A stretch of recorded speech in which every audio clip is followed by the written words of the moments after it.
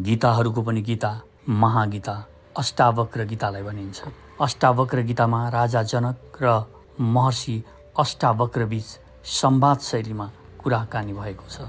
यसमा मोक्ष के हो, बुद्धत्व के हो, इन्लाइटेनमेन्ट के हो र मोक्ष कसरी प्राप्त हुन्छ भनेर सठिक तरिकाले राजा जनकलाई अष्टावक्रले सम्झाउनु भएको छ। यो गीता पढिसकेपछि तपाईलाई मोक्ष के हो, बुद्धत्व कसरी प्राप्त हुन्छ भन्ने कुरा वास्तविक रूपमा नै थाहा हुन्छ। जुन अहिलेसम्म तपाईले पढिराख्नु भएको छ ती सबै ती पुस्तकहरूमा तपाईलाई मोक्ष भनेको एकदमै भयानक कुरा हो, यो साधारण मानिसले प्राप्त गर्न सक्दैन, यसको लागि जन्म जन्मान्तर लाग्न सक्छ भनिएको छ। तर अष्टावक्र गीता त्यसको ठिक विपरीत छ। यसले तत्क्षण नै मोक्ष प्राप्त हुन सक्छ भन्ने कुरालाई ग्यारेन्टी गरेको छ। यो पुरा पुस्तक हामी यहाँ प्रस्तुत गर्नेछौँ।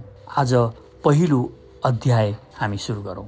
अष्टावक्र गीता पहिलो अध्याय। राजा जनकले अष्टावक्रसँग सोधे, हे प्रभु, ज्ञान कसरी प्राप्त हुन्छ, मुक्ति कसरी मिल्छ, वैराग्य कसरी प्राप्त हुन्छ, यो सबै मलाई बताउनुहोस्। सर्वप्रथम बुझ्नुपर्छ, यहाँ राजा जनकले एकसाथ 3वटा प्रश्न गरेका छन्। ज्ञान र जानकारी दुई कुरा हुन्। ज्ञान भित्रबाट प्रकट हुन्छ र जानकारी बाहिरबाट। ज्ञानको अर्थ जनरल नलेज नभएर आत्मज्ञान हो, जुन भित्रबाट आउँछ। अष्टावक्र अनुसार आत्मज्ञान मात्र ज्ञान हो, बाँकी सबै विज्ञान हो, जानकारी हो, सूचना हो, जुन बाहिरबाट प्राप्त हुन्छ। हुन त यो बाहिरको जानकारी भनेको पनि बाहिरको चाहिँ होइन। जस्तो हामी आँखाले देख्छ भन्छौँ, के साँच्ची नै आँखाले नै देख्ने हो त? पक्कै होइन। आँखाले त पिक्चर खिचेर भित्र माइन्डमा पुर्याउने सम्म मात्र हो र देख्ने भित्र माइन्डले नै हो। बाँकी इन्द्रियको कुरा पनि उही हो। कानले पनि आवाज भित्र पठाउने सम्म मात्र हो। आवाज सुन्ने त माइन्डले नै हो। अर्थात् इन्द्रियबाट जे जति बोध हुन्छ सबै भित्र नै हुने हो।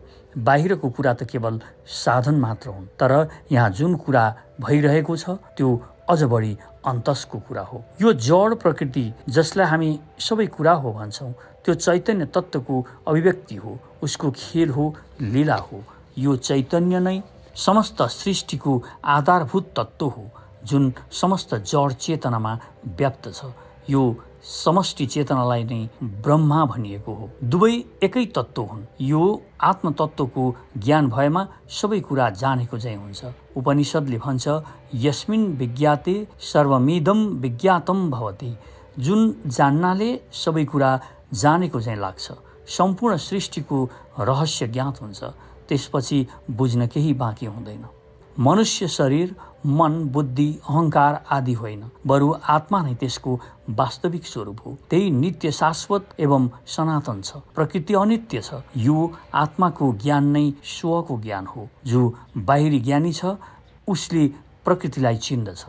स्थूल र भौतिक चिज उसले बुझ्छ, जबकि ज्ञानीले त्यो चेतनलाई पनि जान्दछ जुन सूक्ष्म छ। मुक्ति भनेको सिंह चिडियाखानामा घुमेको जस्तो होइन। अर्थात् कोही जेलमा छ छुट्यो, त्यो मुक्ति होइन। शरीरको स्वतन्त्रता मुक्ति होइन। मुक्ति अर्थात् मोक्ष यो त्यो सूक्ष्मतालाई चिन्नु हो जो दुईटा छैन।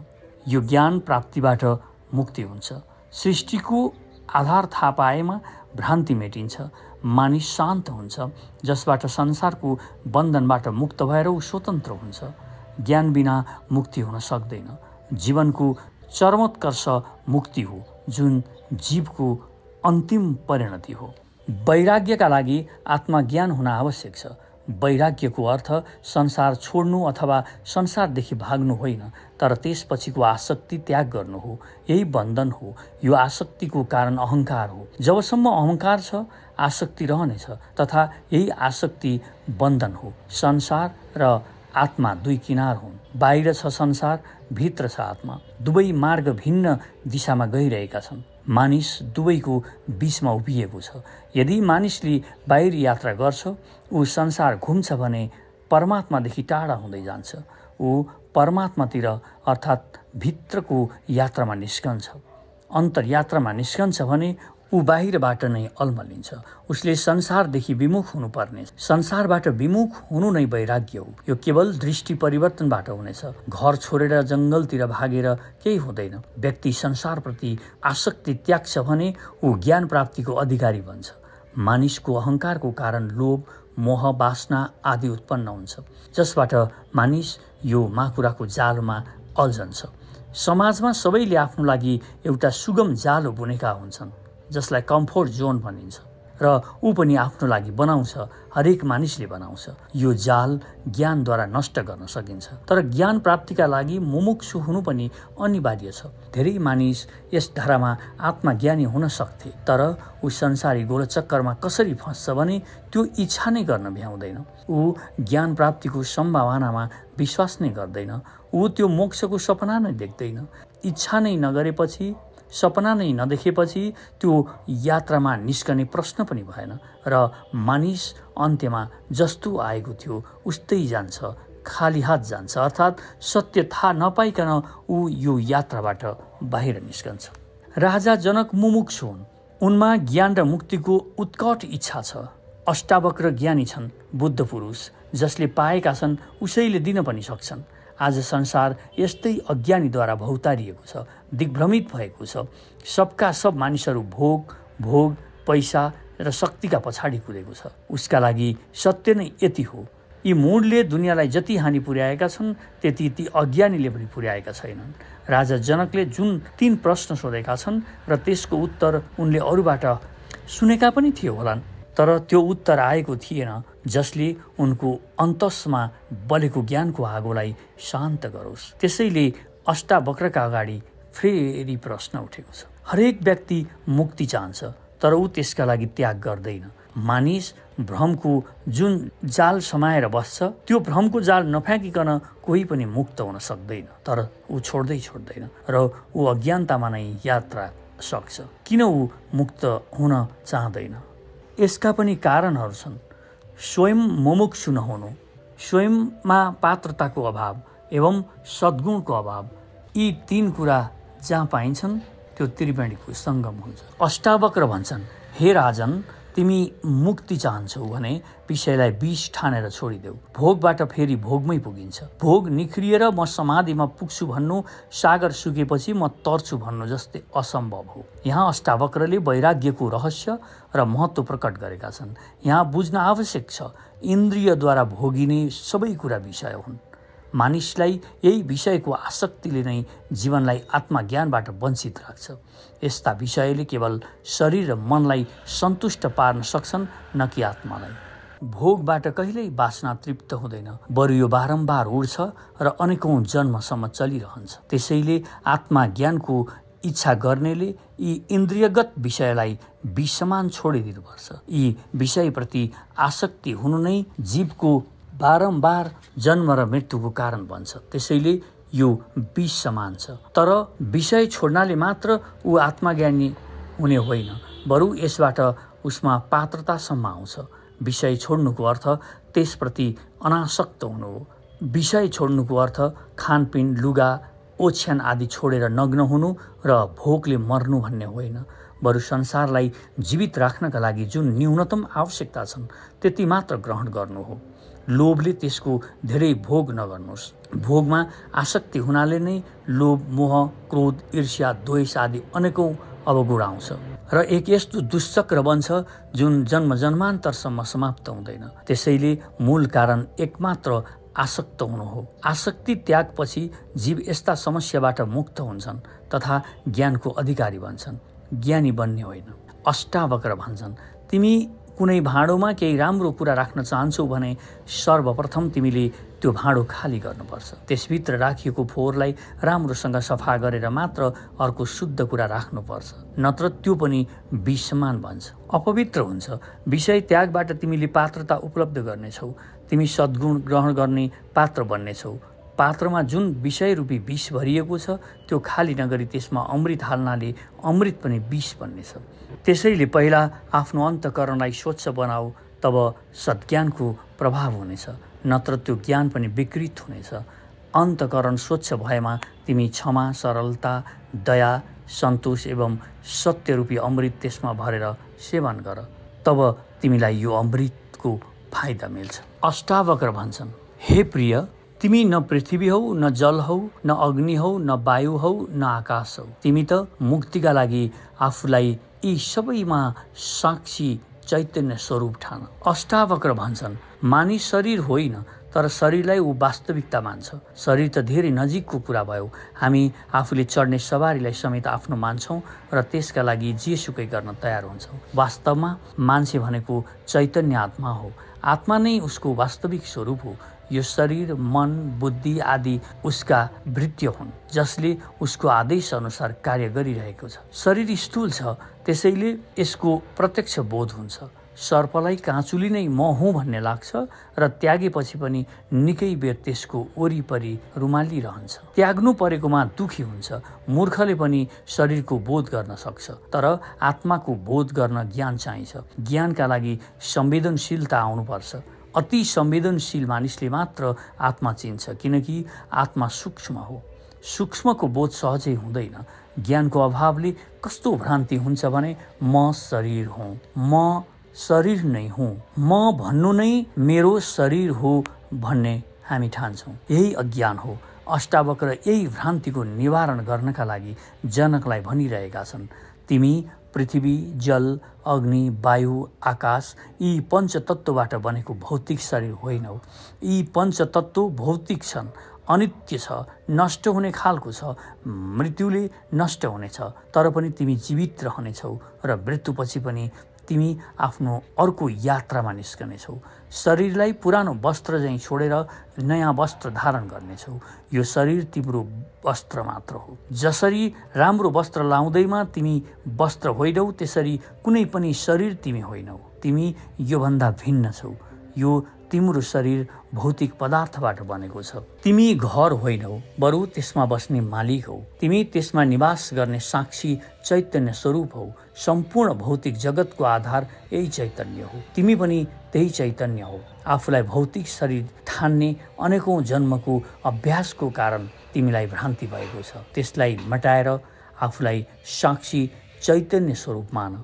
यही ज्ञान हो। अब अष्टावक्र जनकलाई आत्माबोध गराएपछि मुक्तिका लागि भन्छन्, जुन जनकको दोस्रो प्रश्न हो, मुक्ति कसरी मिल्छ? हे राजन, जब तिमी देहबाट आत्मालाई पृथक विचार गरेर आफ्नो आत्मामा चित्त स्थिर गरेर स्थिर हुनेछौ, तब तिमी सुख र शान्ति प्राप्त गर्नेछौ। मुक्तिका लागि आत्मज्ञान मात्र पर्याप्त छैन। यो बोध हुनुपर्छ, म यो शरीर होइन, म शुद्ध चैतन्य आत्मा हुँ, म साक्षी हुँ। यदि आत्मज्ञानपछि पनि शरीरसँग लगाव हुन्छ भने फेरि पुनर्जन्मको सम्भावना बनिरहन्छ। त्यसैले उसलाई पनि मुक्ति भन्न सकिँदैन। म शरीर नभएर आत्मा हुँ भन्ने बोध अब चेतनमै हुनु पर्यो।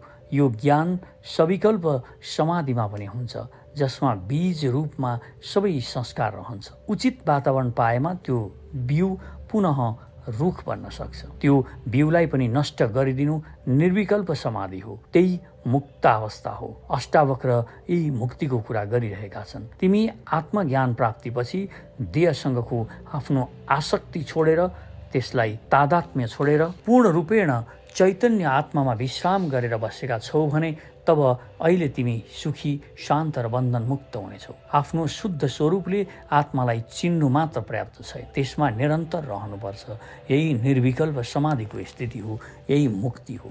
अष्टावक्र एकदम आत्माको बोध गराउँछन् र बाँकी सबै आवरणलाई एकसाथ नष्ट गर्ने कुरा गर्छन्। उनी भन्छन्, यी सबै आवरण वास्तविक होइनन्, भ्रान्ति मात्र हुन्। ज्ञानको दृष्टिमा तिमी यो ज्ञानेन्द्रिय र कर्मेन्द्रिय युक्त यस देहबाट एकदमै भिन्न छौ। तिमी त केवल द्रष्टा हौ, साक्षी मात्र। जसरी तिमी अर्कोलाई देख्छौ र आफूलाई तिनीहरूबाट भिन्न पाउँछौ, त्यसै गरी यो शरीरलाई पनि ज्ञानीले त्यसरी देख्छ। भ्रान्तिको विनाश बोधबाट सम्भव छ। त्यहाँ क्रियाले केही गर्दैन। आत्मासँग अहङ्कार जोडिएको छ। अहङ्कारबाट वासना उत्पन्न हुन्छ। वासना पूर्तिका लागि उसले शरीर पाएको छ। वासना छैन भने शरीरको आवश्यकता थिएन। यस प्रश्नमा उनी जनकलाई सुस्पष्ट बुझाउँछन्, योगको केन्द्र शरीर हो। तिमी यसबाट पृथक भएर सिधै आत्माभावमा स्थित हुन्छौ भने तिमी अहिले सुखी। वासना पूर्तिका लागि उसले शरीर पाएको छ। वासना छैन भने शरीरको आवश्यकता नै थिएन। यस प्रश्नमा उनी जनकलाई सुस्पष्ट बुझाउँछन्, योगको केन्द्र शरीर हो। तिमी यसबाट पृथक भएर सिधै आत्माभावमा स्थित हुन्छौ भने तिमीले अहिले सुख, शान्त र मुक्ति पाउनेछौ। यो एकदमै सारगर्भित छ। किनभने भने जति पनि अन्य शास्त्र छन् तिनीहरू मुक्ति बिस्तारै प्रक्रियागत रूपमा हुने कुरा हो भन्ने बताउँछन्, तर अष्टावक्र यो अहिले यसै क्षण हुन सक्छ भनेर बुझाइरहेका छन्। भन्छन् अहिले एकै क्षण पनि विलम्ब हुने छैन। यी वासना, संस्कार, कर्मफल, कर्मभोग आदि केही पनि बोध छैन। बिस्तारै अभ्यासबाट लामो समयपछि मात्र मुक्ति मिल्न सक्छ, त्यसको पनि कुनै ग्यारेन्टी गर्न सकिँदैन भन्ने कुरा अष्टावक्र मान्दैनन्। उनी भन्छन् तिमी चोर, डाका, व्यभिचारी या वेश्या नै किन नहौ, यदि यो क्षण तिमी आत्मभावमा पुग्छौ भने यसै क्षण तिमीलाई मुक्ति मिल्छ, अर्थात् तिमी बुद्ध बन्छौ, ज्ञानी बन्छौ। केवल यस्तो स्थितिमा स्थिर हुनु नै पर्याप्त छ। जस्तो डोरीमा सर्पको भ्रम भएमा त्यसलाई प्रत्यक्ष हेर्दा पनि त्यो भ्रम मेटिन्छ, शङ्का मेटिन्छ। कर्मकाण्ड, जप तप, मन्त्र, साधना, हठ योगको क्रिया आदि गर्नु पर्दैन। त्यसै गरी अष्टावक्र आत्मबोधलाई पर्याप्त मान्छन्, जसबाट समग्र भ्रान्ति मेटिन्छ। उनी भन्छन् जुन दिन मानिस यो शरीरप्रतिको मोह त्यागेर आत्मामा स्थित हुन्छ तब उसै क्षण मुक्त हुन्छ र सत्य के हो भने अज्ञान रूपी हृदय ग्रन्थीको नाश नै मोक्ष हो। सबै कर्म शरीर र मनको हो। जसले शरीर र मनप्रति आसक्ति राख्छ त्यसैको कर्म बन्धनको कारण बन्छ। आत्माको कुनै बन्धन छैन।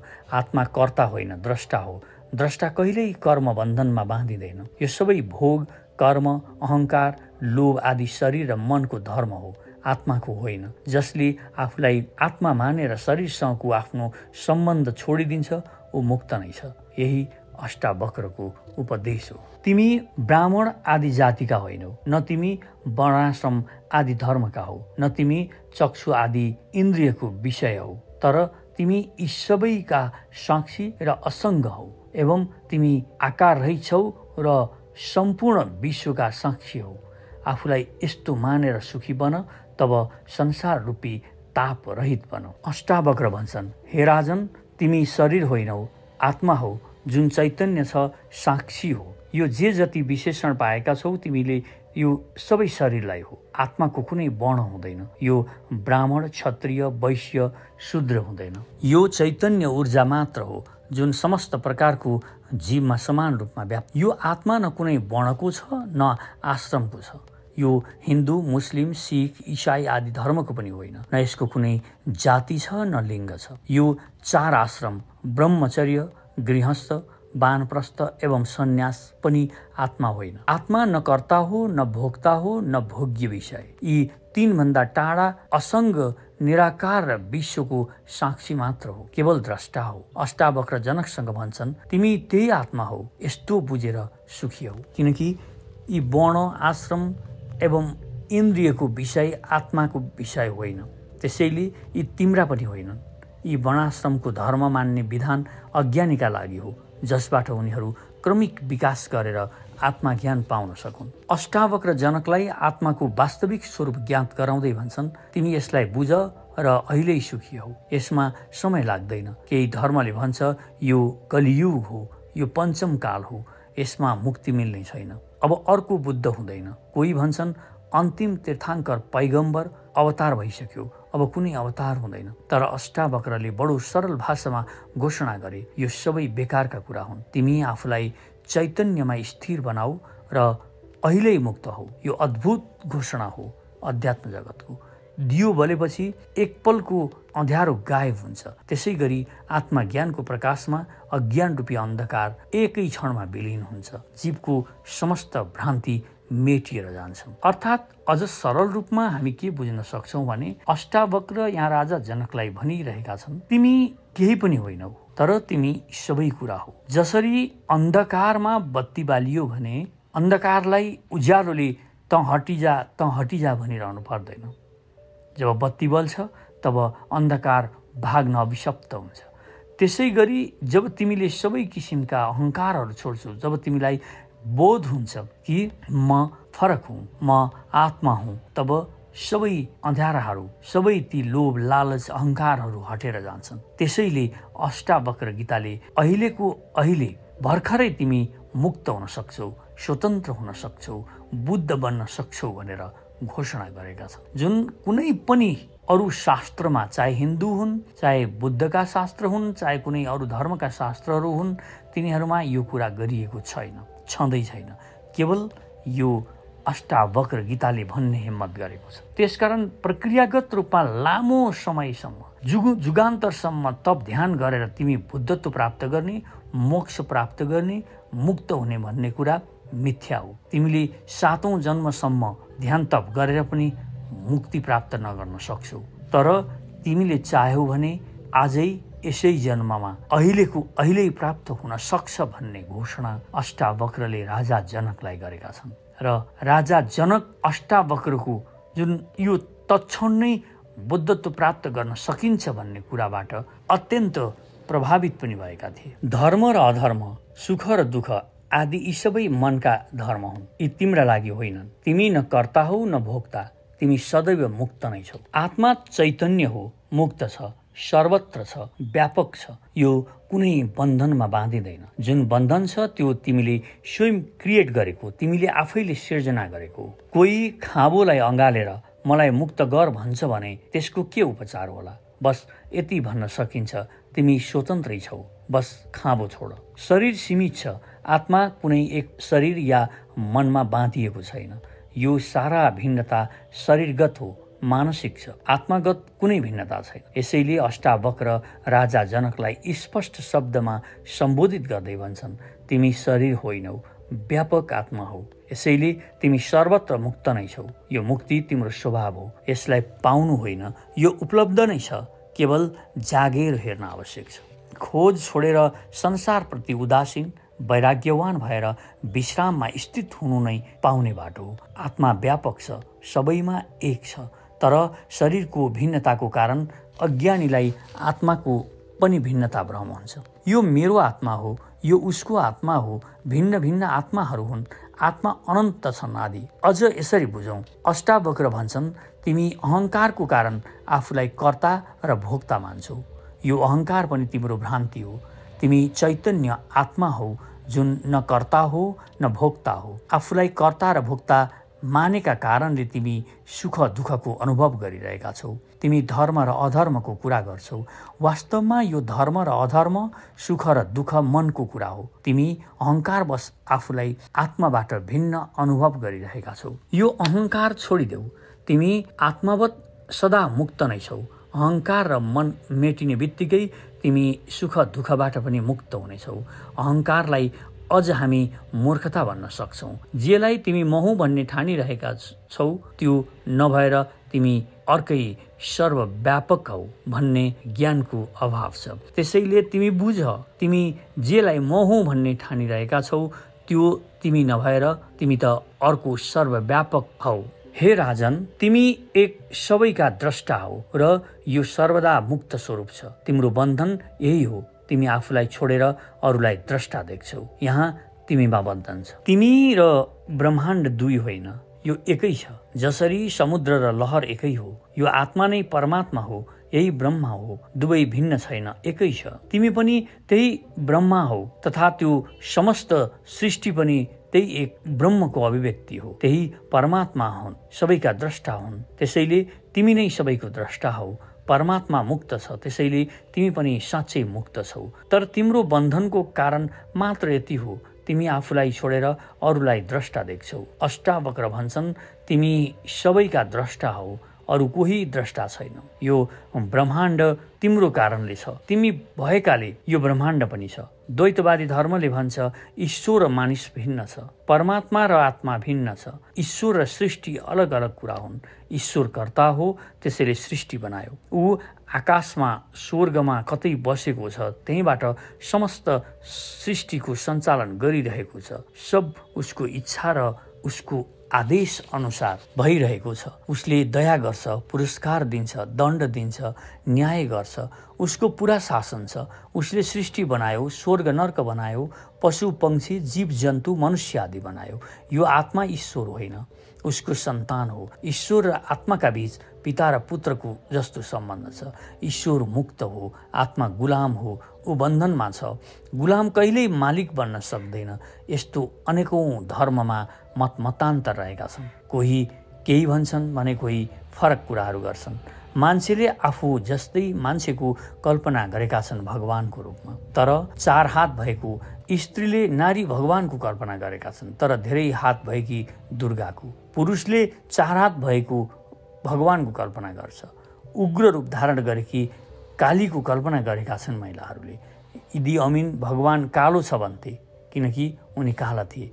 पश्चिमाहरू भगवान गोरा छ भन्छन्। हामीलाई लाग्छ उनी गहुँ गोरा छन्, किनभने हामी गहुँ गोरा छौँ। सायद कुनै गधालाई वा साँडेलाई भगवानको बारेमा बताउन गयो भने साँडेले भगवान साँडे नै देख्छ र गधाले गधा नै देख्छ। तर साँडेले 4 सिङ भएको साँडेलाई भगवानको रूपमा देख्थ्यो भने गधाले सम्भवतः फरक खालको भगवान देख्छ। कमिलालाई भगवानको बारेमा सोध्ने हो र उसले भगवानको व्याख्या गर्न सक्थ्यो भने के भनेर व्याख्या गर्छ होला? कल्पना गर्नुहोस्। भगवानको बारेमा कमिलाले एउटा विशाल कमिलाको परिकल्पना गर्छ। त्यस्तै हामी मानिसहरू भगवानको बारेमा कल्पना गर्दा विशाल मानिसको कल्पना गर्छौँ। सायद अलिक विद्रूप, अलिक फरक र हामीभन्दा बेढङ्गकोलाई हामी भगवानको रूपमा कल्पना गर्छौँ। हामी सबैले आफ्नो साइज र कलरको बानी हुन्छ र त्यही साइज स्ट्यान्डर्ड पनि लाग्छ। कमिलालाई मान्छे बडो बेढङ्गको लाग्छ, जसरी हामीलाई ऊँट बेढङ्गको लाग्छ। भगवानको कुनै रूप छैन, आकार छैन, रङ्ग छैन, ऊ एक छैन र दुई पनि छैन भन्दा कसैलाई पनि विश्वास लाग्दैन, किनकि बिना आकारमा सोच्ने हाम्रो मनको बानी छैन। आकार समाउन नसकेर गन्जागोल हुन थालेपछि अर्का थरी मान्छेले घोषणा गरेका छन्, कहाँ भगवानको कुरा, ऊ त हुँदै हुँदैन। यस्ता विभिन्न मान्यताको बीच अष्टावक्र सुस्पष्ट घोषणा गर्छन्, यो चैतन्य आत्मा नै ब्रह्म हो। योभन्दा भिन्न कुनै ईश्वर छैन। यो आत्मा एकमात्र द्रष्टा हो, साक्षी हो। केही धर्म आकाशमा ईश्वर गजधम्म बसेका छन्, उपर खुट्टी लाएर बसेका छन्, तिनै द्रष्टा हुन् भन्ने ठान्छन्। आकाशमा बसेर उनले सबै कुरा देखिरहेका छन्, पाप पुण्य सबै हेरिरहेका छन् भन्ने उनीहरूको ठम्याइ हुन्छ। यस्ता बकवासका बीच अष्टावक्र भन्छन्, यो आत्मा नै परमात्मा हो, त्यही द्रष्टा हो। योभन्दा भिन्न कुनै द्रष्टा छैन। यो आत्मा मुक्त छ, कुनै बन्धनमा बाँधिएको छैन। उनी अगाडि जनकसँग भन्छन्, तिम्रो बन्धन यही हो, तिमी यो आत्मालाई बाहेक अरूलाई द्रष्टा देख्छौ। जब अरू रहेको हुन्छ तब बन्धन भयो नै। एक नै छ भने कसले कसलाई बाँध्ने? त्यो मुक्त नै छ। ईश्वर आत्माभन्दा भिन्न छ, योभन्दा ठुलो छ भने तब बन्धनको कुरा आउँछ। यो आत्मा उसको अधीनमा छ, गुलाम भएको छ, उसको सेवकको। जब दोस्रो छैन भने बन्धन कसको? यो मुक्त नै छ। अतः आत्माभन्दा भिन्न ईश्वरको सत्ता मान्नु पनि बन्धन नै हो। यस्तो आत्मा कहिल्यै मुक्त हुन सक्दैन। यसैले ईश्वरको सत्तालाई आत्माभन्दा भिन्न मान्ने धर्ममा मुक्तिको धारणा पाइँदैन। त्यो स्वर्ग, नर्क या ईश्वरको साम्राज्यको कुरा गर्छ। केवल अद्वैतवादीले नै मुक्तिको कुरा गर्न सक्छ।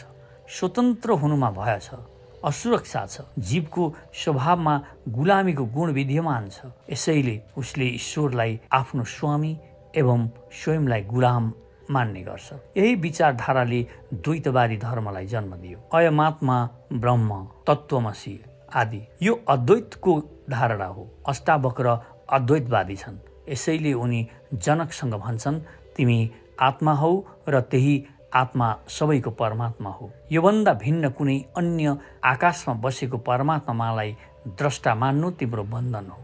अज्ञानी नै आत्माभन्दा भिन्न ईश्वरलाई द्रष्टा, कर्मफल प्रदान गर्ने खालको एवं कर्ता मान्छन्, ज्ञानी होइन। म कर्ता हुँ। यस्तो अहङ्कार रूपी विशाल कालो सर्पबाट दंशित भएका तिमी म कर्ता होइन यस्तो विश्वास रूपी अमृत पिएर सुखी हौ। अष्टावक्र अहङ्कारलाई दुःखको मूल कारण मान्छन्। म कर्ता हुँ, यो मैले गरेको हो, यो मेरो छोराछोरी, यो मेरो सम्पत्ति, यो मैले आर्जन गरेको हो, म मुख्यमन्त्री, प्रधानमन्त्री, म मन्त्री, यो सबै मैले गर्दा भएको आदि जस्ता म र मैले भन्ने भाव सबै अहङ्कार हो। म कर्ता हुँ भन्ने भ्रम हो र कर्ताको भाव नै दुःखको कारण मान्छन् अष्टावक्र। भन्छन्, हे राजन, तिमी यो अहङ्कार रूपी विशाल कालो सर्पबाट दंशित भएका छौ, त्यसैले आफूलाई कर्ता मान्छौ। यो म हुँको भावनाले नै तिमीलाई त्यो ब्रह्म अथवा चेतनाबाट अलग गर्छ। जबसम्म तिमीभित्र अहङ्कार छ तबसम्म तिमी आफूलाई त्यो आत्माभन्दा भिन्न मान्छौ। यही भिन्नता सबै दुःखको कारण हो। त्यसैले तिमी म भिन्न छु, म कर्ता हुँ भनेर ठान्ने यो अहङ्कार छोडेर म कर्ता होइन, कर्ता त्यही ईश्वर हो भन्ने ठान र यस्तो विश्वास रूपी अमृत पिएर सुखियौ। यो सूत्रमा अहङ्कारलाई बुझ्न आवश्यक छ। समस्त सृष्टिको उत्पत्ति एक ब्रह्माबाट भएको, एक चेतना विभिन्न रूपमा अभिव्यक्त भएको छ। आरम्भमा यो ब्रह्मामा कामनाको स्फुरण भयो। एकोहम भविष्यम, म एक छु अनेक हुँ। यही स्फुरणबाट सुप्त शक्तिको जागरण भयो। शक्तिले अगाडि विभिन्न रूपको निर्माण गर्दै गयो। यो विभिन्न रूपमा व्याप्त चेतनालाई ती परम चेतनाबाट पृथकताको अनुभव भयो, जसबाट म भाव उत्पन्न भयो। यो म भाव नै स्वचेतनाको त्यो विराट चेतनाबाट पृथक तत्त्वको मूल कारण बन्यो। यही अहङ्कारबाट स्वचेतना त्यो विराट चेतनाभन्दा भिन्न प्रतीत हुन थाल्यो। यो भिन्नता प्रतीतिको मूल कारण मानिसको बुद्धि हो। मान्छेलाई बुद्धिले फरक बनायो। यो बुद्धि नै यो भिन्नताको प्रतीतिको कारण बन्यो। अज्ञानमा भएको यो प्रतीति आत्मज्ञानबाट मेटिन सक्छ। जब आत्माको बोध हुनेछ, त्यसको ज्ञान प्राप्त हुनेछ, तब भ्रान्ति मेटिनेछ एवं मानिस आफ्नो वास्तविक स्वरूपमा आउनेछ। उसले वास्तविक स्वरूप चिन्नेछ।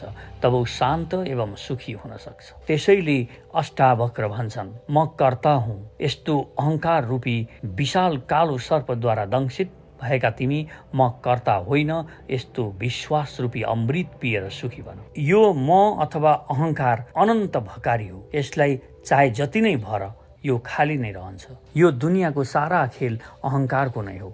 ऊ आफूलाई केही देखाउन चाहन्छ।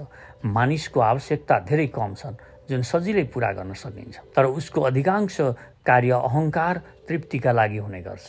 यो अहङ्कार कठिन एवं असाध्य काम गर्नमा रुचि लिन्छ, जस्तो टाउको टेकेर हिँड्नु, तप गर्नु, नग्न रहनु, धेरै समयको उपवास लिनु, धेरै समयसम्म समाधिमा बस्नु आदि। यो मानिसको अहङ्कार नै हो। ऊ आफूलाई सबै पशुभन्दा श्रेष्ठ सम्झन्छ। यो अहङ्कारले पृथ्वीलाई समस्त ब्रह्माण्डको केन्द्र मानेको छ। आफूलाई देवताको सन्तान मान्यो। हाम्रो देश महान, हाम्रो धर्म महान, हाम्रो जाति महान छ, म महान छु आदि सबै अहङ्कार बाहेक जीवनमा अरू कुनै बोझ छैन, कुनै तनाव छैन, न कुनै बन्धन छ। अहङ्कारले सधैँ चाहन्छ, दिँदैन। दिने निरङ्कारी हुन्छ। यो चाहना नै दुःखको कारण हो। जति चाहन्छौ त्यति जीवनमा दुःख मिल्छ। यो सुखी हुने बाटो होइन। ईश्वरले आफ्नो बहुमूल्य कुराहरू मानिसलाई दिए, तर मानिस त्यसबाट सन्तुष्ट छैन। यसको एकमात्र कारण हो अहङ्कारलाई तिमी मेटाइदेऊ। जुन दिन अहङ्कार मेटिनेछ, त्यो दिन यो कर्तापन पनि मेटिनेछ र त्यसै क्षण मानिस ईश्वरको समीपता अनुभव गर्न थाल्नेछ। यसैले अष्टावक्रले यो अहङ्कारलाई विशाल कालो सर्प भनेका छन्। यो सानोतिनो पनि छैन, विशाल छ र साधारण पनि छैन, कालो घुमेको सर्प छ। साथै अष्टावक्र केवल यो रोगको निदान गर्दैनन्, बरु उपचार पनि बताउँछन्। यो अहङ्कार मेटाउने एकमात्र उपाय हो। जीव मबाट मुक्त होस्, म कर्ता होइन। यो सृष्टि आफ्नो विशिष्ट नियममा चलिरहेको छ। परमात्मा नै एकमात्र कर्ता हुन्। यस्तो विश्वासपूर्वक मान्नु नै अहङ्कार मुक्तिका लागि पर्याप्त छ। म एक अति शुद्ध बुद्ध रूप हुँ। यस्तो निश्चय रूपी अग्निद्वारा आफ्नो अज्ञान रूपी जङ्गललाई जलाएर तिमी शोक रहित भएर सुखी हौ। अष्टावक्र अहङ्कार र कर्तापन छोड्नाले त्यो परम पद मिल्छ नै भन्ने निश्चित छैन भन्छन्, किनकि त्यो छुटेको भ्रान्ति मात्र पनि हुन सक्छ भन्छन् उनी। र भन्छन् त्यो सूक्ष्म तलमा रहन्छ। अन्धकार छैन भन्ने मान्नाले अन्धकार विलुप्त हुँदैन। दियो बाल्नाले मात्र हट्छ, तर विलुप्त भएको भने हुँदैन। अष्टावक्र यसैले विश्वास दिलाउँदै भन्छन्, आत्मज्ञानका लागि तिमी यो निश्चयपूर्वक मान, म विशुद्ध बोध स्वरूप आत्मा हुँ। तब तिम्रो अज्ञान रूपी अन्धकार चाहे जति नै घना किन नहोस्, एक क्षणमा विलीन हो। अन्धकारको अस्तित्व छैन, त्यो प्रकाशको अभाव मात्र हो। अज्ञानको अस्तित्व छैन, त्यो ज्ञानको अभाव मात्र हो। जबसम्म ज्ञान छैन, अज्ञान रहनेछ, तर ज्ञानको उदय हुने बित्तिकै त्यो विलुप्त हुनेछ। यो ज्ञान प्राप्तिपछि मानिस शोक रहित भएर सुखी हुन सक्छ। अज्ञान रहेमा ऊ कहिल्यै शोक रहित हुन सक्दैन। दुःखको कारण भनेको अपेक्षा हो। आफूबाटै र अरूबाट पनि मानिसले अपेक्षा गर्छ र पुरा नभइन्जेल दुखी रहन्छ। प्रयत्नमा ऊ दुखी रहन्छ र प्राप्तिपछि फेरि छोड्ने या सुधार्ने अपेक्षाले दुखी हुन थाल्छ। अज्ञानका कारण मानिसका अनेकौं अपेक्षा हुन्छन्। अपेक्षा रहित जीवन बाँच्नु पनि एक कला हो। जे पाएको छ त्यो अमूल्य छ, यसैमा सन्तोष गरेर बाँच्नु नै परम सुख हो। जति अपेक्षा बढ्दै जान्छ त्यति दुःख कयौं गुणा बढ्छ। यस्तो मानिस कहिल्यै र कोही भएन जसका जीवनमा सारा अपेक्षा पूरा भएका हुन्। सानोमा बल्छी खेल्दा आकाशमा प्लेन उडेको देखेर आफू पनि उड्ने अपेक्षा पूरा नभएर मानिस दुखी भयो। जब बल्छी खेलिरहेको थियो माथि आकाशमा प्लेन देखेर उसलाई उड्ने अपेक्षा भयो, पूरा हुन सकेन र दुखी भयो र ठुलो भएर प्लेन उडिरहँदा खोलामा सानो बच्चाले जस्तो बल्छी खेल्ने अपेक्षा पूरा नभएर मानिस दुखी भयो। कोही नै छैन जसको सम्पूर्ण अपेक्षा पूरा भएको होस्। यो जानेर पनि मानिस अपेक्षा गर्दै जान्छ र दुखी हुँदै जान्छ। यसको कारण ऊ स्वयं हो, अरू कोही होइन। यो अज्ञान नै हो जुन ज्ञानबोधबाट नष्ट हुन सक्छ। यो संसार रज्जु डोरीमा सर्प समान ज्ञात हुन्छ। त्यही आनन्द परमानन्दको बोध हो। त्यसैले तिमी सुखपूर्वक विचरण गर। अष्टावक्र उपरोक्त मूलको आत्मा एवं सृष्टिको सम्बन्ध बताउँदै भन्छन्, आत्माको कुनै रूप छैन, त्यो निराकार छ। त्यही निराकारको साकार रूप यो सृष्टि हो। आकार बन्छ, बिग्रन्छ, तर मूल तत्त्व त्यही रहन्छ। सुनबाट विभिन्न आभूषण बन्छन् र त्यसलाई फेरि गलाएर पुनः विभिन्न आभूषण बनाउन सकिन्छ, तर मूल तत्त्व सुन त्यही रहन्छ। जे बन्छन् बिग्रन्छन् ती अनित्य छन्, शाश्वत छैनन्। शाश्वत त्यही चैतन्य आत्मतत्त्व हो। अध्यात्ममा यही अनित्यलाई भ्रम भनिएको छ। यो आज देखिन्छ, भोलि रहने छैन। यसैले यसको सहारा लिनु नै भ्रान्ति हो। फेरि अष्टावक्र भन्छन्, राति हामीले सर्प देख्छौँ, डराएर भाग्छौँ, तर भोलि उज्यालोमा थाहा हुन्छ त्यो डोरी हो। डोरीमा जसरी कल्पित सर्प देखिन्छ त्यस्तै यो साकार ब्रह्माण्ड सर्प समान कल्पित हो। जसरी अन्धकारको अज्ञानतामा देखिएको डोरी सर्प समान हुन्छ, केवल तिम्रो मनोदृष्टिबाट नै यो सर्प समान देखिरहेको हुन्छ। जस्तो छ त्यसको ज्ञान तिमीलाई छैन। मानिसको मनमा जस्तो भाव हुन्छ यो संसार उसले त्यस्तै मान्छ, तर संसार त्योभन्दा भिन्न हुन्छ। मनमा भूतको भयमा जङ्गलमा त के, घरमा पनि भूत देखिन्छ। सुखी मानिसलाई आफ्नो घर राम्रो लाग्छ भने दुखीलाई त्यही घरले दुःख दिन्छ। यो सबै मानिसको दृष्टि हो, उसको हेर्ने ढङ्ग हो। जसको जस्तो मानसिक स्थिति हुन्छ त्यस्तै सृष्टि देखिन्छ। तपाईँ जसरी सोच्नुहुन्छ यो संसार तपाईको अगाडि त्यसै स्वरूपमा प्रकट हुन्छ। कसैलाई जीवन दुःख र कष्टको पहाड लाग्छ भने यो दोष सृष्टिको होइन, हेर्ने मानिसको दृष्टिको। ज्ञानी र अज्ञानीको पनि आफ्नो दृष्टि हुन्छ। अज्ञानीले यो सृष्टि सत्य देख्छ, ऊ यसलाई शाश्वत पनि मान्छ। यो सृष्टि अनादि छ, यसलाई बनाउने कोही छैन। यो सृष्टि, यो प्रकृति र यसभित्रका हामी सबै सत्य छौँ। जसरी समुद्रमा छाल सत्य हो त्यसै गरी सृष्टिमा हामी मानिस र अरू सबै साकार स्वरूप पनि सत्य हो। यो भन्दा पर कुनै सत्य छैन। जुन प्रत्यक्ष छ, देखिरहेको छ, त्यसलाई असत्य या मिथ्या कसरी भन्न सकिन्छ? तर सृष्टि कहिल्यै मिथ्या हुन सक्दैन। त्यसैले अष्टावक्र भन्छन्, यो विश्व डोरीमा सर्प झैँ कल्पित लाग्छ। यसको अर्थ संसार छैन भन्ने होइन, यो संसार कल्पना मात्र हो भन्ने पनि होइन, बरु यसको अर्थ हो संसार त छ, सृष्टि छ। यी वन, पर्वत, नदी, झरना, खोला सबै छन्। यी जीवजन्तु, वनस्पति आदि सबै छन्। तर यसबाट सुखको आशा गर्नु मृग तृष्णा समान छ, जुन कहिल्यै प्राप्त हुन सक्दैन। संसारमा सुख मिल्छ भने आजको दुनियाँ त भौतिक दृष्टि धेरै सम्पन्न छ। आज विज्ञान, कृषि, यातायात, दूरसञ्चार आदिको अभूतपूर्व प्रगति भएको छ। एआई को युग आइसकेको छ। मानिसहरू चन्द्रमामा पनि पुगे। अब मङ्गल ग्रहमा बस्ती बसाउने कुरा आइरहेको छ। मानिसले सूर्य, चन्द्र, तारा, ग्रह, ब्रह्माण्ड सबै कुराको जानकारी प्राप्त गरिसकेको छ। बुद्धिको चरम विकास गरेको छ मान्छेले। लाखौं वर्षमा जुन भएन त्यस्तो केही 100 वर्षमा भइरहेको छ र अहिले हामी देख्छौँ द्रुततर रूपमा ज्ञानको विकास भइरहेको छ। आज सामान्य जनको घरमा पनि जति भौतिक सुविधा छन् त्यति 200 वर्ष पहिला ठुला र सम्पन्न मानिसको घरमा पनि थिएन। 200 को त के कुरा गर्नु, 100 वर्ष अगाडिसम्म जुन सुख सुविधा राजा महाराजाहरूले लिन्थे त्यो अहिले सामान्यतया मजदुरको घरमा पाइन्छ। यो सबै भएर पनि के कारणले मानिस दुखी छ? वास्तविकता यही हो। मानिसका जति सुख सुविधा बढेका छन् त्यति ऊ धेरै दुखी भएको छ।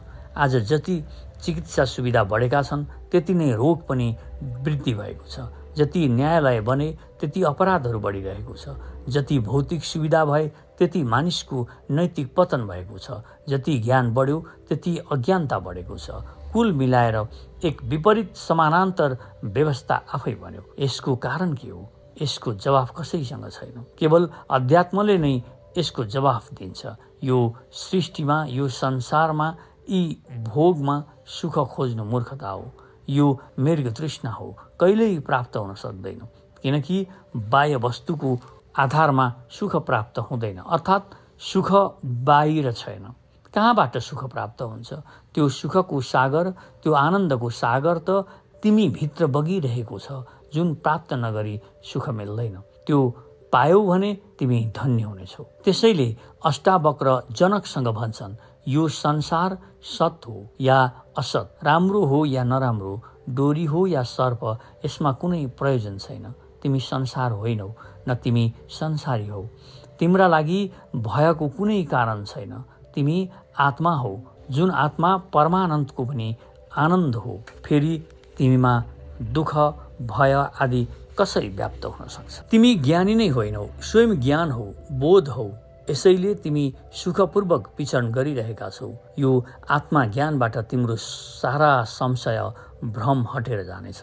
संसारप्रति तिम्रो जुन दृष्टि छ त्यो बदलिनेछ। मुक्तिको अभिमानी मुक्त हो र बुद्धको अभिमानी बुद्ध हो। उपरोक्त मूलमा अष्टावक्र भन्छन्, जस्तो मति हुन्छ त्यस्तै गति हुन्छ। कृष्णले गीतामा भनेका छन्, अनासक्त पुरुषले कर्म गर्दै परम पद प्राप्त गर्दछ। जनक आदि ज्ञानीजन पनि आसक्तिरहित कर्मद्वारा नै परम सिद्धि प्राप्त गर्छन्। अनेकौं उदाहरण छन् जसबाट सिद्ध हुन्छ कर्म बन्धन होइन। त्यसप्रति जुन आसक्ति छ, जुन राग छ, त्यही बन्धन हो। पहाडमा गएर कुनै गुफामा बसेर ध्यान गरेर मात्र ज्ञान प्राप्त हुने होइन। राग र फलको अपेक्षा बिना कर्ममा लीन भएर पनि जीवनको सत्य थाहा पाउन सकिन्छ।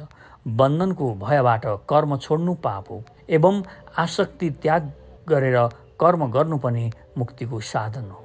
त्यसैले पाप पुण्य कर्ममा होइन, आसक्तिमा छ। त्यसैले कृष्णले गीतामा भनेका छन्, निष्काम कर्मबाट बन्धन बन्दैन। यो कर्मको सम्बन्धमा धेरै भ्रान्त धारणा फैलिएको छ। कर्म बन्धनको कारण हो, तर त्यो नै कर्म बन्धन बन्छ जुन आसक्ति, राग, द्वेष, ईर्ष्या, बदला लिने भावना आदिले गरिन्छ। कर्मको कारण शरीर होइन, मन हो।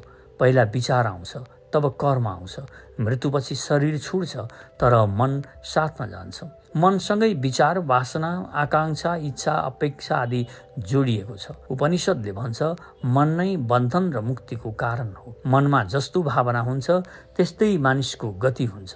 पाप पुण्यको फल नै कर्मको फल हुन्छ र पाप पुण्यको फल न कर्ममा हुन्छ न त्यसको फलमा, त्यो कर्ताको भावनामा हुन्छ।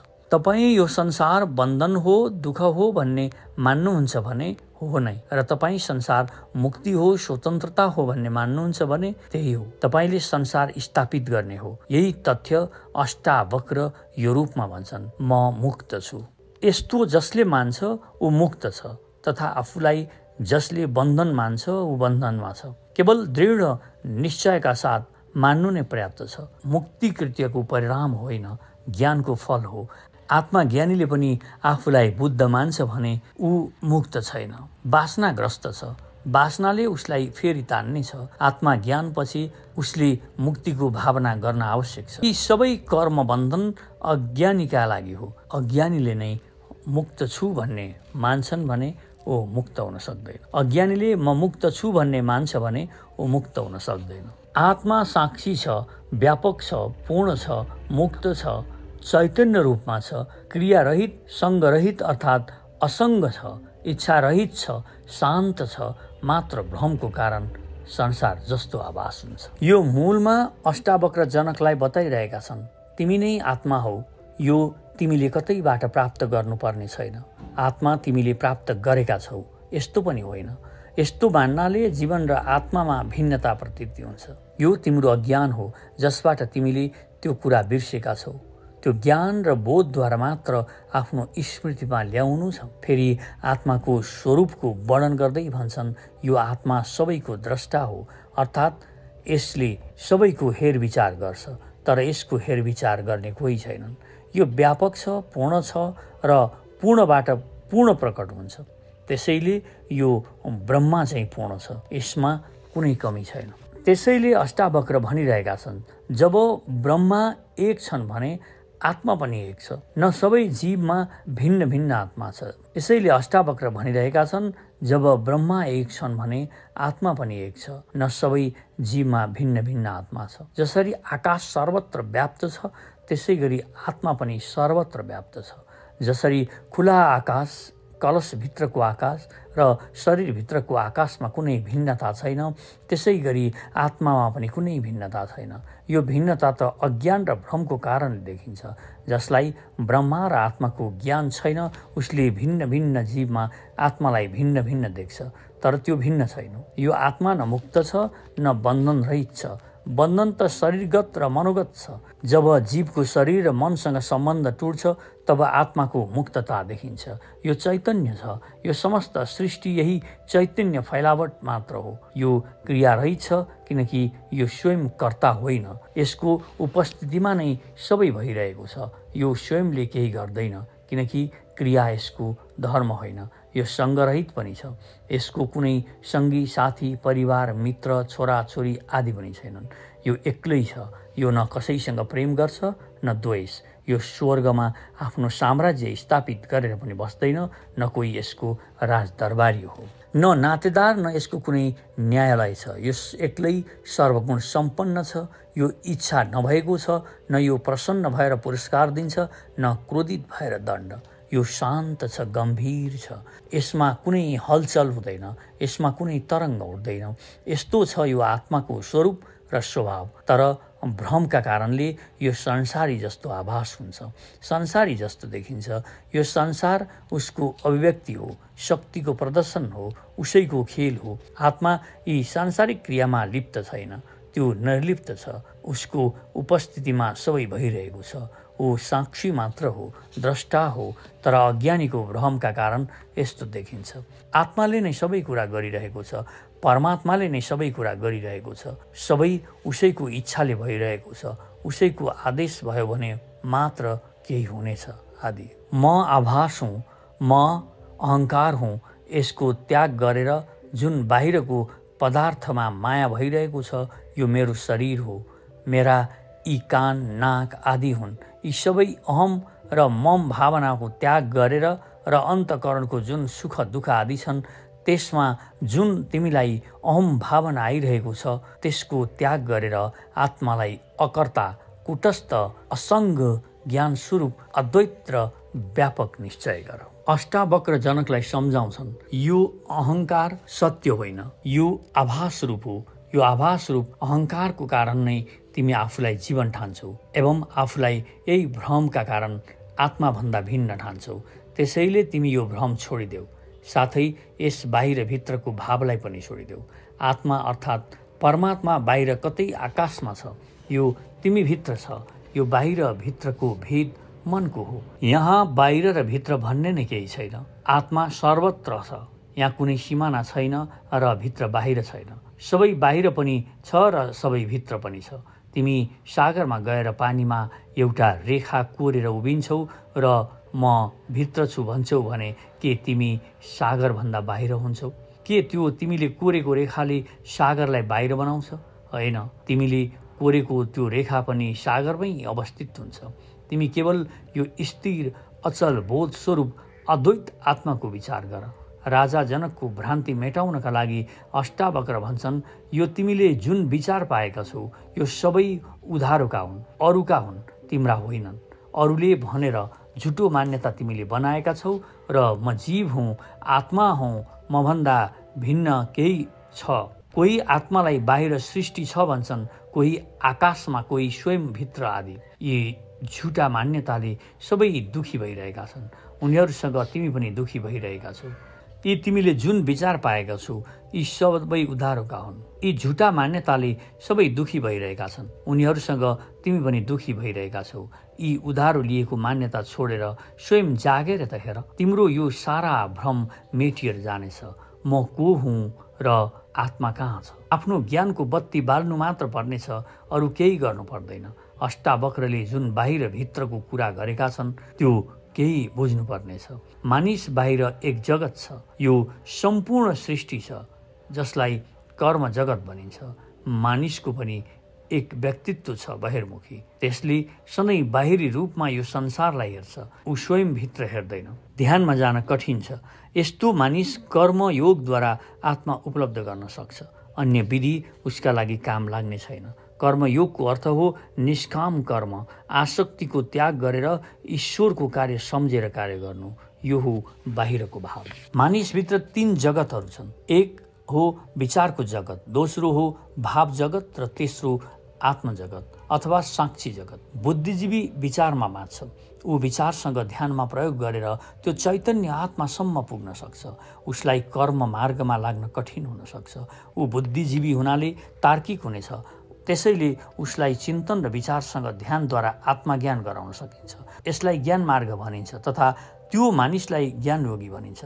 दोस्रो जगत भाव जगत हो। यो भक्ति र प्रेमको जगत हो। जुन मानिसमा भावुकता धेरै छ उसका लागि भक्तिको मार्ग छ। यो मानिसलाई भक्त भनिन्छ। भावना प्रधान मानिसका लागि ज्ञान र कर्मको मार्ग होइन। यी ज्ञान र कर्म र भक्ति 3 मार्ग हुन् जुन भिन्न भिन्न प्रकारका मानिसका लागि हुन्। तेस्रो जगत छ आत्मा जगत। यो साक्षी जगत यो केन्द्रमा छ। यसैका आधारमा सारा घर उभिएको छ। सारा सृष्टि चक्र यही धुरीमा घुमिरहेको छ। यही लक्ष्य हो ज्ञान, कर्म र भक्ति मार्गको। तर अष्टावक्रको मार्ग अनौठो छ।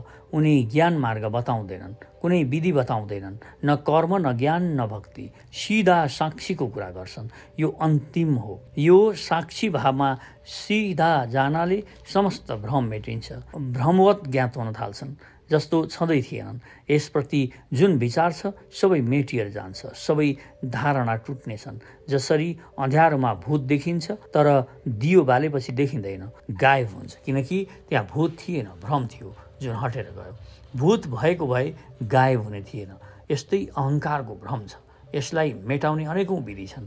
भक्ति छ ईश्वरको शरणमा जानु, आफूलाई अकर्ता मान्नु, भिक्षन्ना ग्रहण गर्नु, आफूलाई तुच्छ सम्झनु, नम्रता ल्याउनु, नमस्कार र साष्टाङ्ग दण्डवत गर्नु, चरणमा झुक्नु आदि अनेकौं विधि अहङ्कार मेटाउनका लागि प्रयोगमा ल्याउने गरिन्छ।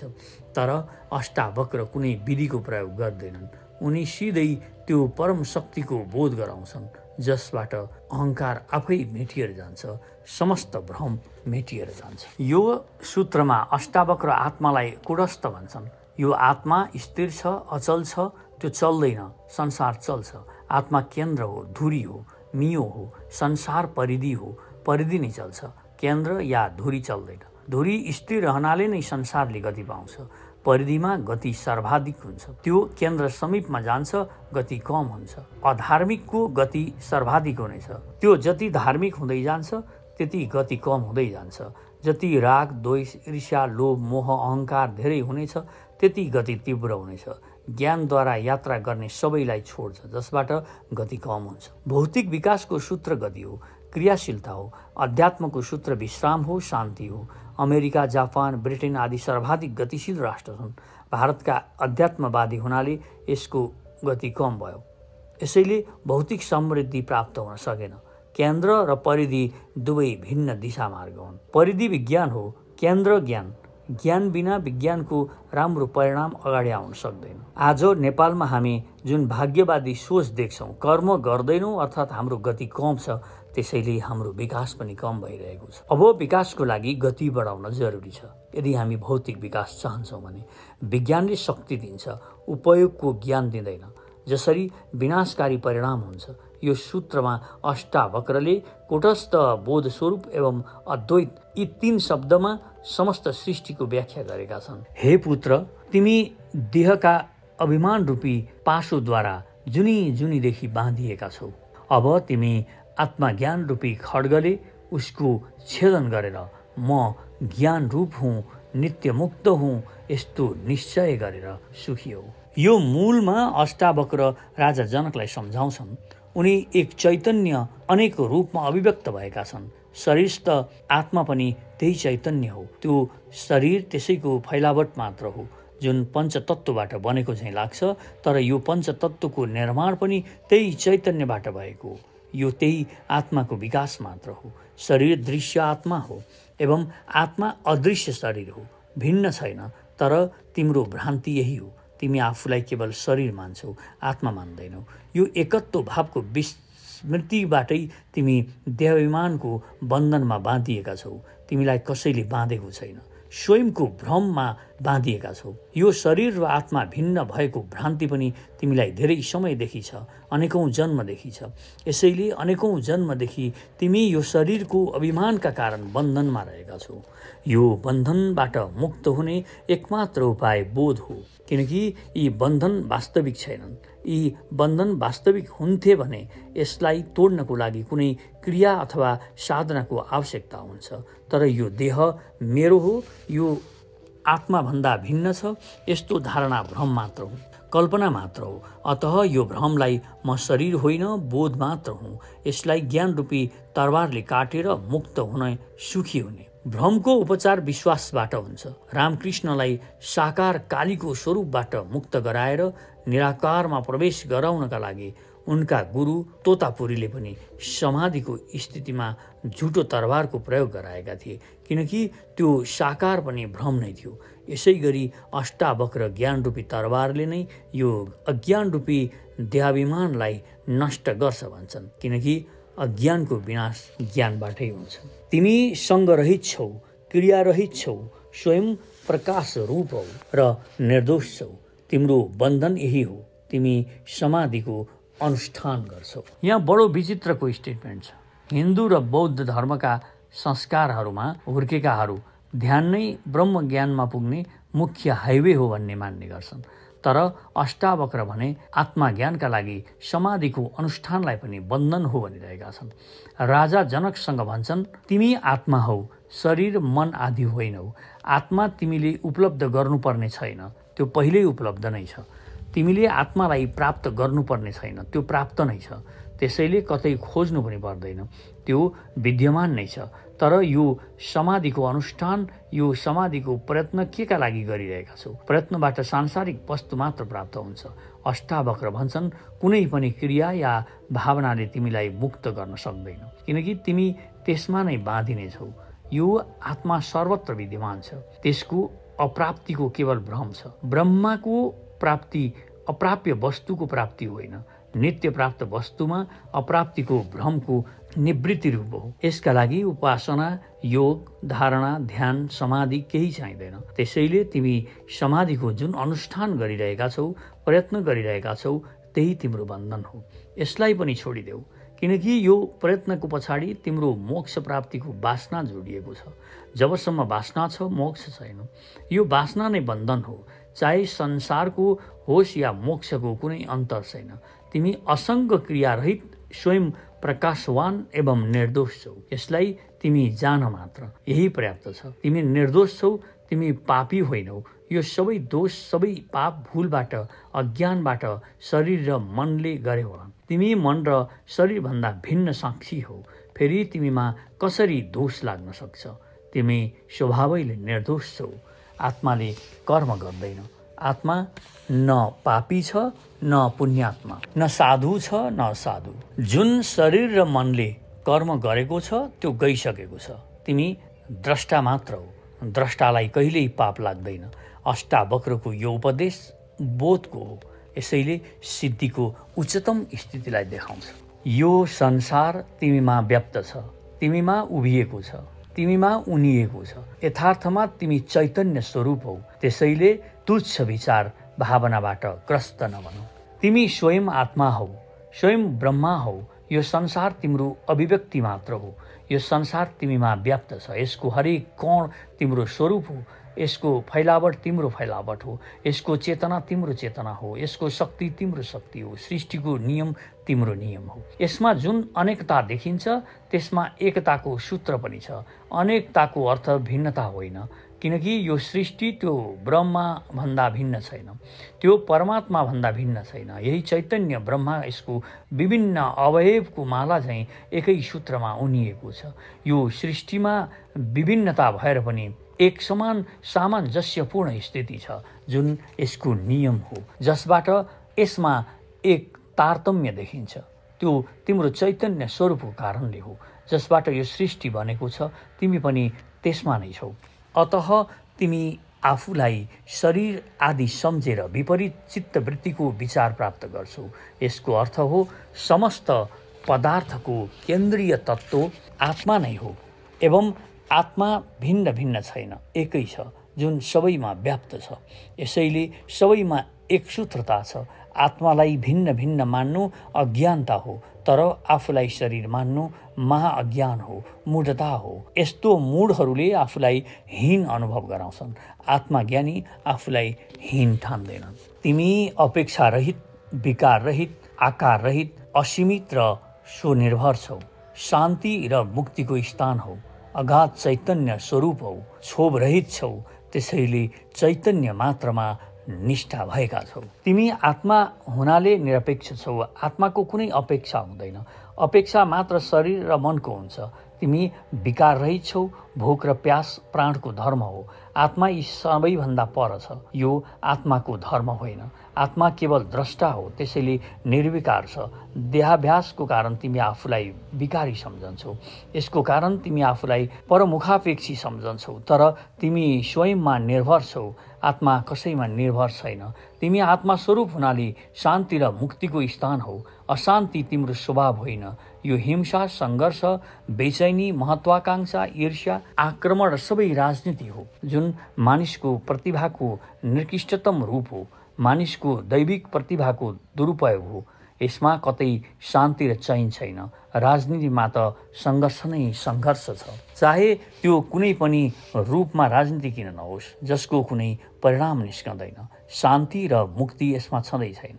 यो त आत्माको गुण हो। तिमी अगाध बुद्धिरूप हौ। तिमीमा बुद्धिको अनन्त सागर भरिएको छ। तिमी बुद्धिहीन जस्तो कोसिस गरिरहेका छौ। तिम्रो यो चेष्टाले तिमीलाई दुखी बनाएको छ, नत्र तिमी क्षोभशून्य छौ।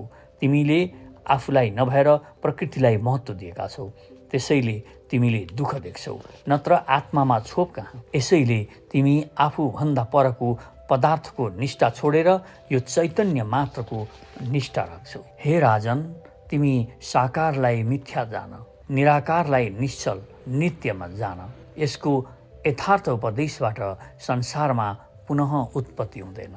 यो साकार, यो स्थूल र सूक्ष्म, यो जड र यो चेतन, यो सृष्टि र परमात्मा, त्यहाँ परमात्माको चैतन्य तत्त्वको रूप हो। यो साकार सृष्टि जस्तो देखिन्छ त्यस्तो छैन। यो त्यो सूक्ष्मको प्रकट एवं परिवर्तित रूप हो। यसैले यसमा वास्तविकता छैन। छ केही, देखिन्छ अर्को केही। यो भ्रम तथा अभ्यास हो।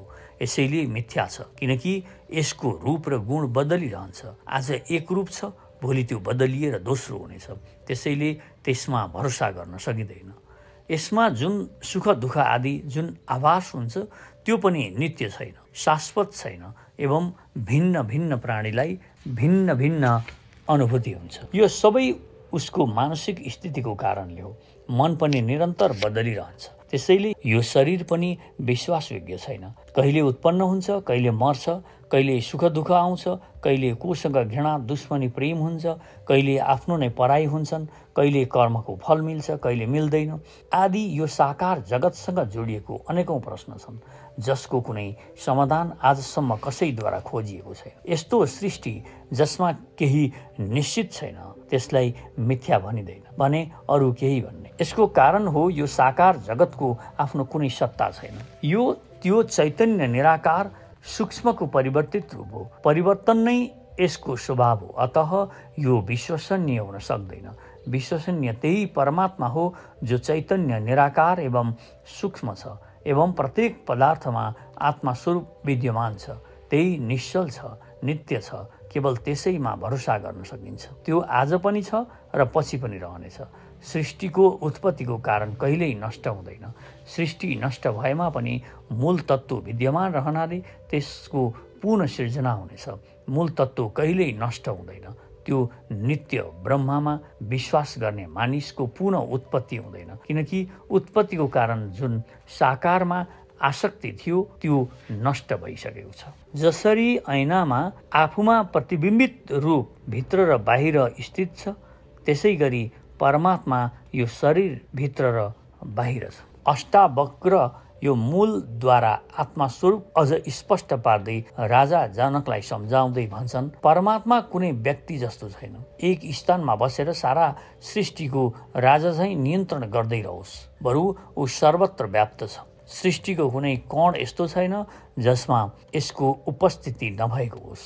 जीवको यो भित्र र बाहिर व्याप्त छ। शरीरमा आत्मा स्वरूप एवं सृष्टिमा परमात्मा रूपमा त्यही चैतन्य परमात्मा व्याप्त छ। जसरी दर्पणमा हेर्दा आफ्नै प्रतिबिम्ब देखिन्छ, त्यसै गरी आत्मामा पनि आफ्नै प्रतिबिम्ब देखिन्छ। जसरी एउटै आकाश पात्रको भित्र र बाहिर व्याप्त रहेको छ, त्यसरी नै नित्य र निरन्तर ब्रह्म सबै प्राणी र पदार्थको शरीरको भित्र र बाहिर विद्यमान छ। सृष्टिको समस्त पदार्थमा त्यो नित्य र निरन्तर ब्रह्म त्यसरी नै स्थित छ। जसरी पदार्थको बाहिर र भित्र एक सर्वव्यापी आकाश स्थित छ, जसरी शरीरभित्र र बाहिर आकाश छ एवं दुवै आकाशमा भेद छैन, त्यसरी नै भित्र र बाहिर एकै ईश्वर व्याप्त छ। शरीरमा जुन जीवन छ, चेतना छ, त्यो त्यही आत्मतत्त्व हो जुन निस्केमा निर्जीव हुन्छ। यो सजीवता स्वयं शरीरको हो भने जीवको मृत्यु हुने थिएन। जसरी मेसिनको पूर्जा बदलेर त्यसको उमेर बढाउन सकिन्छ, त्यसै गरी मानव शरीरको अङ्ग बदलेर त्यसलाई हजारौँ वर्ष जीवित राख्न सकिन्थ्यो। तर त्यो आत्मा निस्केपछि यी अङ्ग बदल्नु पनि व्यर्थ छ। आत्मा हुन्जेलसम्म यो काम गर्न सकिन्छ। त्यसैले यो आत्मा तत्त्व नै मुख्य हो, शरीर होइन। राजा जनकलाई अष्टावक्रद्वारा दिएको ज्ञानको यो उपदेशको सार यति नै हो। आत्मा र परमात्मा एक तत्त्व हुन्, त्यसलाई पाउनु छैन, त्यो प्राप्त नै छ। केवल अज्ञानवश विस्मृत भएको छ, बिर्सिएको छ। त्यसलाई ज्ञानद्वारा पुनः स्मृतिमा ल्याउनु मात्र पर्छ। जस्तो कुनै चिज हामीले किनेर घरमा ल्यायौँ तर राखेको ठाउँ बिर्सिदियौँ भने त्यो छैन भन्न मिल्दैन। बिर्सेको कारणले हामी त्यो बाहिर खोज्छौँ, हिँड्छौँ पनि, तर त्यो छ नै, पहिल्यै छ। जुन दिन ज्ञान हुन्छ त्यो दिन हामी त्यसलाई आफूसँगै पाउँछौँ। यो उपदेश कति सारगर्भित र हृदयग्राही थियो भने यो सुन्दा सुन्दै राजा जनकलाई आत्माबोध भयो। यहीँ आएर अष्टावक्र गीताको प्रथम प्रकरण समाप्त हुन्छ। दोस्रो अध्यायको